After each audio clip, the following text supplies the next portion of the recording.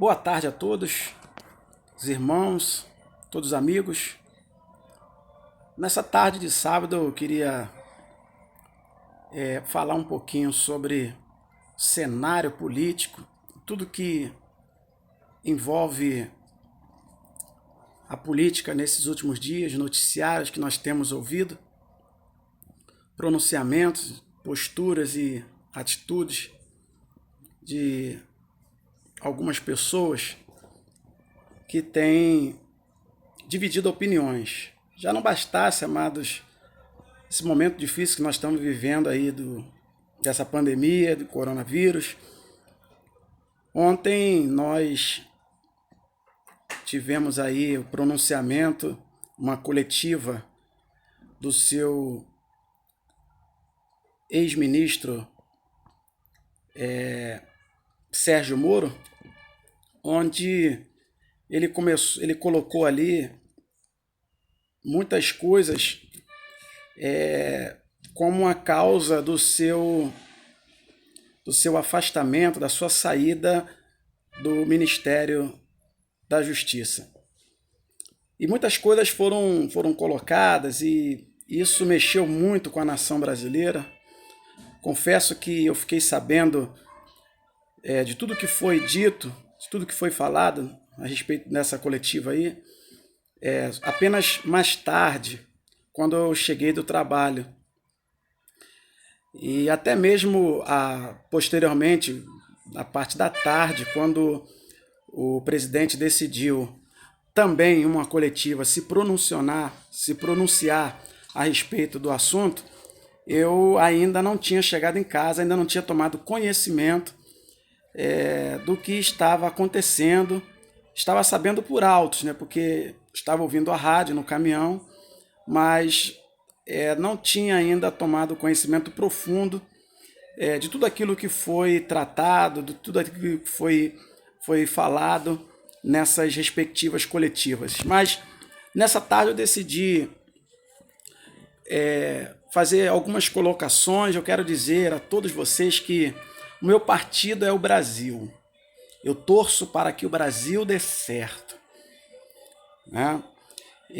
Provérbios, capítulo 29, vai dizer que quando o justo governa, o povo se alegra. Mas quando o ímpio governa, há sofrimento e dor na nação. Então é importante salientar a presença de um homem temente a Deus, um homem íntegro, capaz de trazer orientações e trazer decisões sábias que irão, como é que eu posso dizer assim, irão contribuir para o bem-estar de toda uma nação. Então isso é importante, a gente ter sempre em mente, né, a necessidade de termos um chefe de Estado, um chefe de nação que seja temente a Deus, que seja governado pela vontade de Deus, para que o povo dessa nação venha se alegrar. Amém? Então, o meu partido é o Brasil.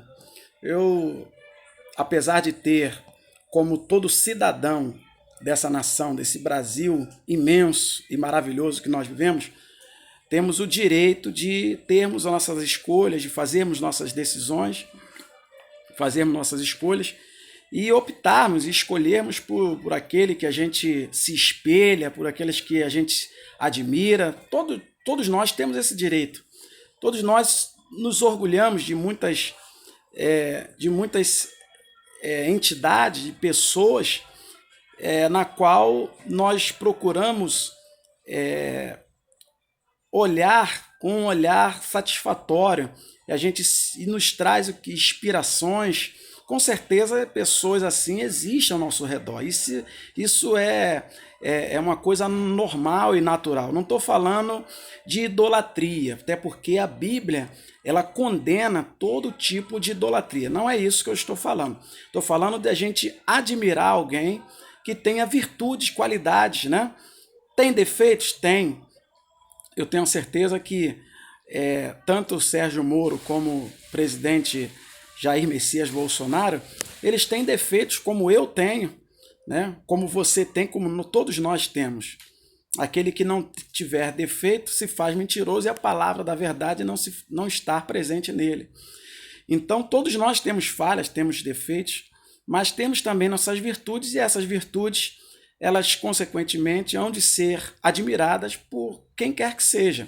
Isso é um direito e uma atitude louvável, admirável em qualquer ser humano. Mas, falando sobre esses fatos, né, que, amigos, lamentavelmente, nós nos deparamos e estamos diante dessas situações que, na verdade, não deveriam estar acontecendo. Nós deveríamos estar focados em um único ponto, que é o combate ao coronavírus. Até porque existem muitas famílias sofrendo nesse momento, existem muitas famílias que estão impossibilitadas de estarem no convívio dos seus familiares, sem contatos, sem saber, sem respostas, sem esperança. Então, existem muitas pessoas que estão sofrendo, né, por esse coronavírus. Então, penso eu que toda a nossa nação, todos os políticos deveriam pensar um pouco mais nisso. Deveriam colocar isso como uma prioridade, né? Na forma de fazer política, na forma de enxergar as coisas. Deveriam estar mais focados, né? Com um único objetivo, em trazer soluções para o nosso Brasil, para essa situação da pandemia do coronavírus. Mas, infelizmente, amados, nos deparamos com pessoas que, motivadas pelo seu ego, motivadas pelos seus próprios interesses, acabam se enveredando por caminhos tortuosos e desfocando, né, totalmente do objetivo central, que é vidas. Então, amados, a primeira coisa que eu queria falar é que a minha esperança não está em homem nenhum. Eu quero deixar isso bem claro e registrar isso aqui nesse vídeo, que dizer que a minha esperança não está em homem nenhum. A minha esperança está no Senhor. Amém? Então, só Deus pode mudar a trajetória de um povo, só Deus pode mudar a trajetória, a história de uma nação, de um ser humano, de alguém, e eu posso garantir isso porque eu fui alvo da transformação de Deus. Então, eu creio dessa forma e acredito piamente na palavra de Deus, que diz: feliz é a nação cujo Deus é o Senhor. Então, a minha esperança não está em homem. Homem pode até fazer algumas coisas, trazer algumas melhorias, mas só quem pode mudar de fato, de verdade, trazer esperança ao coração do homem é o Senhor Jesus. Então, a minha esperança não está em homem algum, minha esperança está no Senhor, que criou os céus e criou a terra. A segunda coisa que eu queria colocar aqui é que eu torço sim para que o Bolsonaro dê certo. Por que eu torço? Torço para que o Bolsonaro dê certo, para que o Brasil dê certo. Porque Bolsonaro dando certo, o Brasil vai dar certo. Eu torci para o Lula e votei no Lula, apoiei o Lula. Mas depois que ele roubou e esteve envolvido em inúmeras corrupções e comprovadas nessa nação, julgado, condenado, preso, foi solto pelos seus comparsas do STF, que não só soltou o Lula, mas soltou inúmeros criminosos, colocando esses criminosos na rua. Mas, a princípio, na sua candidatura, eu apoiei o Lula, eu votei no Lula, assim como muitos nessa nação, a maioria votou nele, e por isso ele foi eleito de uma forma democrática e de uma forma muito correta. Ele ganhou as eleições de uma forma legítima, Eu quero dizer que eu apoiei o Lula, sim, mas diante de tantos escândalos no seu governo, diante de tanta roubalheira, eu fui obrigado a não mais apoiar, porque não posso estar do lado de corrupto, não posso estar em conluio com aqueles que estão aí para saquear a nossa nação. Nós não podemos estar do lado do engano, do erro. E se ele errou, ele tem que pagar, como qualquer um outro. Até aqui, Bolsonaro tem demonstrado uma atitude correta. Até aqui, eu estou o apoiando porque não vi nenhuma acusação a nível de chegar ao ponto de provocar um impeachment e fazer com que o nosso presidente desocupe a sua cadeira de chefe maior, de chefe máximo do executivo dessa nação. Não há nada que vá contra a conduta desse homem. Até aqui, se algum dia ele estiver envolvido em corrupção, for comprovado, investigado, comprovado, for provado de que ele cometeu algum ato que desabone a sua conduta de presidente e que ele não deva mais estar à frente da nação, que assim seja. Porque eu estou do lado da verdade. Eu estou do lado do justo, do correto, daquilo que é certo. Então, eu torço para que do Bolsonaro dê certo? Sim. Todo brasileiro deveria fazer isso. Deixar questões, diferenças políticas de lado e apoiar o chefe da nossa nação. Por quê? Porque se Bolsonaro der certo, o Brasil vai dar certo. Se Bolsonaro der errado, o Brasil vai dar errado. Então eu torço para que todos aqueles que chegam ao poder, eles venham desempenhar um bom trabalho, eles venham contribuir para o crescimento e o progresso dessa nação. E assim será. Então, eu quero reiterar aqui que o meu partido é o Brasil. Terceira coisa que eu queria falar é que eu lamento profundamente, né, a saída desse grande homem que tanto contribuiu para o Brasil nesse processo de combate à corrupção. Muito o Brasil deve ao senhor ex-ministro Sérgio Moro. E é lamentável a gente, nessa época, como eu já disse, de pandemia, do combate a esse vírus, né? Nós estamos vivendo aí um momento difícil em nossa nação, no mundo. O mundo passa por uma crise de saúde. É lamentável que esse homem, esse grande homem, né, ele venha deixar o seu cargo, ele venha renunciar ao seu cargo de ministro da Justiça. É lamentável. O Brasil perde uma grande figura, se não assim um herói, eu posso dizer. Mas, amados, nenhum ministro ele está acima do presidente. E nenhum ministro que é um cargo de confiança e indicação do próprio presidente, ele é maior, ele pode estar acima do chefe maior de Estado, maior posto do poder executivo.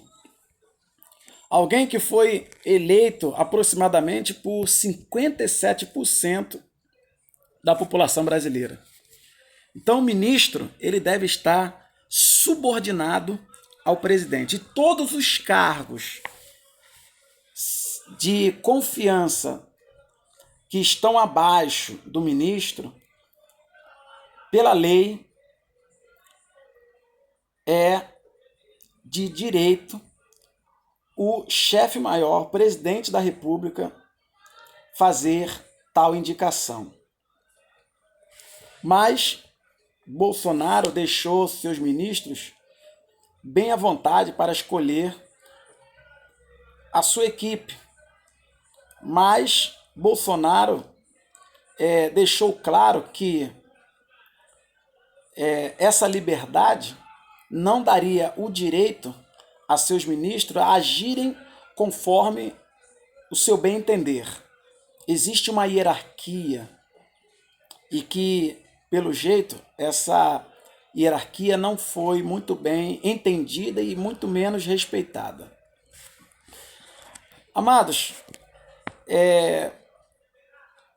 avaliando todo o trabalho da magistratura do Sérgio Moro, nós podemos ver que ele investigou, esteve à frente das operações Lava Jato. Foi um grande percussor nesse processo aí de investigação, de cassação, né, de provas, de condenações, de prisões. Mas nós vamos ver que nenhum daqueles que Sérgio Moro conseguiu colocar na cadeia, nenhum deles se encontra preso hoje. Nenhum deles mais se encontram presos. Todos estão livres, todos estão soltos. O que me estranha é Sérgio Moro não querer ser subordinado ou se submeter a essa hierarquia do seu chefe, porque quando ele estava à frente das operações Lava Jato, eu me lembro que muitas decisões que ele tomou como juiz, ele foi contrariado pelo Supremo Tribunal Federal. E eu não vi em nenhum momento seu ex-ministro Sérgio Moro desistir da sua magistratura. Eu não vi em nenhum momento ele desistir da Lava Jato. E agora ele vem fazendo esse discurso dizendo que ele não aceitava muito bem as coisas que o presidente, as decisões que o presidente vinha tomando. Ele queria total liberdade para poder agir. Ele não estava tendo liberdade para trabalhar, nem condições de trabalho. Enfim, então ele decide tomar essa decisão de abandonar o barco, de abandonar a guerra, justamente nessa época em que o Brasil mais precisava dele. Então, meus amados, Moro particularmente me decepcionou, né? Não posso dizer que Moro é um mau caráter, é um pilantra, e não, jamais. Eu nunca vou fazer esse tipo de afirmação.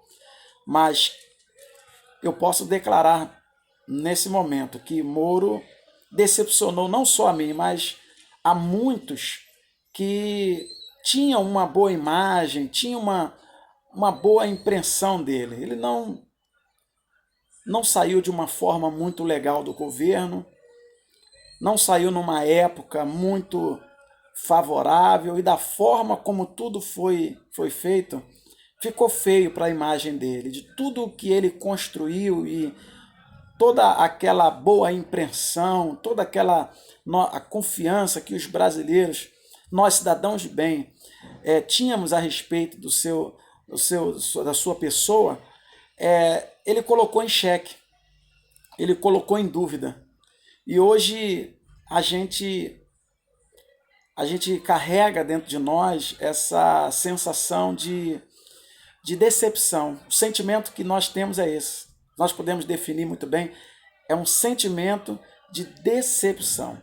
Hoje eu me encontro profundamente decepcionado com o ex-ministro Sérgio Moro. Amados, em 40 anos de vida, eu esperei para ver se levantar nessa nação um homem, sabe, com princípios, com caráter, e que tivesse coragem de lutar contra é um sistema que escraviza, que aprisiona, que mantém o povo na ignorância, que mantém o povo na inércia. Eu sempre esperei ver um presidente, alguém, e eu não estou dizendo que esse seja o Bolsonaro. Até o último dia do seu mandato ele vai ter que provar isso. Mas eu esperei, amados, 40 anos para ver um presidente que, no mínimo, pudesse ter princípios éticos, pudesse nos convencer de que vale a pena a gente ainda ter esperança por um Brasil melhor. Esse se chama Jair Messias Bolsonaro. Até aqui ele tem alimentado essa esperança dentro de mim. E eu espero que eu não venha me decepcionar, como já me decepcionei com muitos. Mas torno a dizer, a minha esperança não está em homens. A minha esperança está no Senhor. Mas, como a Bíblia diz, no início desse vídeo eu falei, em Provérbios capítulo 29, quando o justo governa, o povo se alegra. Mas quando o ímpio governa, o povo sofre. Então, amados, eu quero deixar esse vídeo aí para você. Nós não sabemos quem é que está com a verdade, quem é que está mentindo. Mas uma coisa é certa, cedo ou mais tarde, a verdade aparecerá. Porque a palavra do Senhor diz que não há nada em oculto que não venha ser revelado. Tá bom? Fique com Deus, fique na paz, que o Senhor Jesus venha a cada dia nos iluminar, para que a gente venha entender todo esse cenário político, tudo aquilo que está acontecendo, porque, amados, ser cristão, eu digo ser cristão é ser filho de Deus, né? Ser filho de Deus. Não vou dizer evangélico, não. Ser filho de Deus e estar a favor do socialismo e defender o socialismo e o comunismo, eu entendo isso como alguém que ainda não entendeu ou que não tem nenhum conhecimento de causa do que esses partidos, do que pensamentos que são defendidos, pautas que são defendidas por esses partidos que sempre foram contra toda a nossa visão de fé. Porque o comunismo e o socialismo, eles têm como pauta na sua defesa o aborto, a legalização das drogas, a ideologia de gênero, a desmantelização da família, porque eles são o fundamento da esquerda, é pautada em Karl Marx, um dos seus fundadores, e aonde eles idealizam muito das suas ideias, dos pensamentos, né, marxistas. E Karl Marx ele defendia, ele dizia que a família é a maior causadora da desigualdade social. O problema da sociedade brasileira, do mundo, deve-se à família. Quando nós cristãos, filhos de Deus, homens e mulheres que têm um conhecimento da palavra, temor a Deus, conhece a Deus na sua essência, jamais vai concordar com esse tipo de pensamento. Eu fico profundamente entristecido, porque eu vejo homens e mulheres que se dizem conhecer a Bíblia, estudantes da palavra, dentro de nossas igrejas, que se dizem filhos de Deus, compartilhando essas ideologias, compartilhando esse lado esquerda, esse lado da esquerda da nossa política, desse cenário da política mundial. Então, meus amados, eu quero deixar essa palavra aí e se você gostou desse vídeo, compartilha, tá?